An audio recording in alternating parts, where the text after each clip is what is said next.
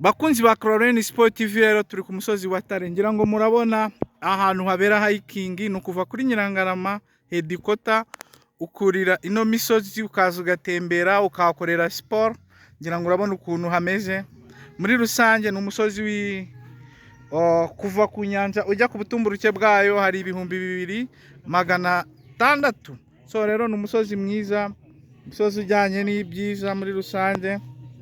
Ngira ngo urabona ukuntu hasa, ni ahantu ho gutemberera inshuti zanyu muzizane. Kwa gatandatu haba hari hiking itangira saa 10 zo mu rukerera ikarangira saa 3.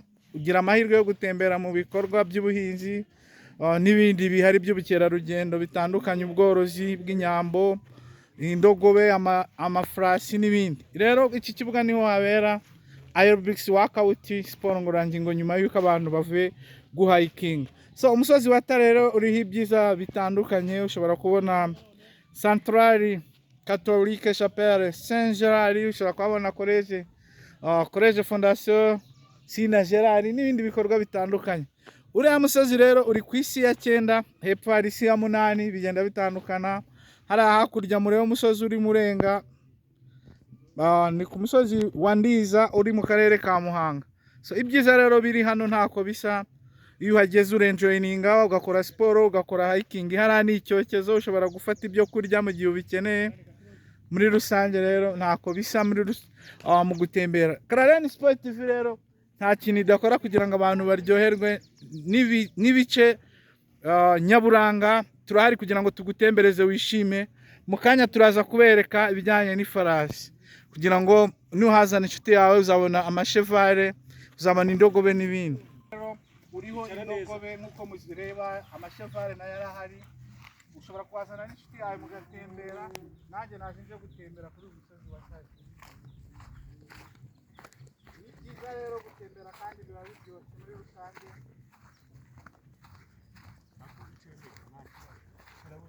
Ushobora kuza ugatembera ukabonera ibyiza, ugahayikinga, ukagenda ku mashevare nk'uko uri kureba, kajyaga tubibona hanze, ariko biba biryoshye muri rusange. Chlorine Sport TV rero irahari kugira ngo ibereke ibyiza byaho, muze muryoherwe n'ibihari. Ntashobora kwicwa n'inzara, bafite ibyokezo, bafite ibintu byose muri rusange. So umusozi wa Tare rero nk'uko twababwiraga uhera Nyirangarama kuri kaburimbo, ibirometero 3 uvuye hasi. Uvuye ku butumburuke uri ku butumburuke bwa metero 2600 uvuye ku nyanja.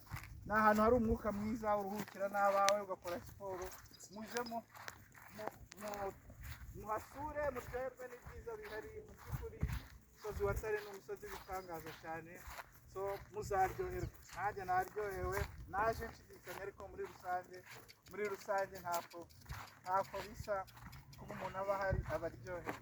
So ubuzima ni butoya muri isi, uzane inshuti yawe yereke ibyiza nyaburanga bihari. Muri rusange ntako biba bisa.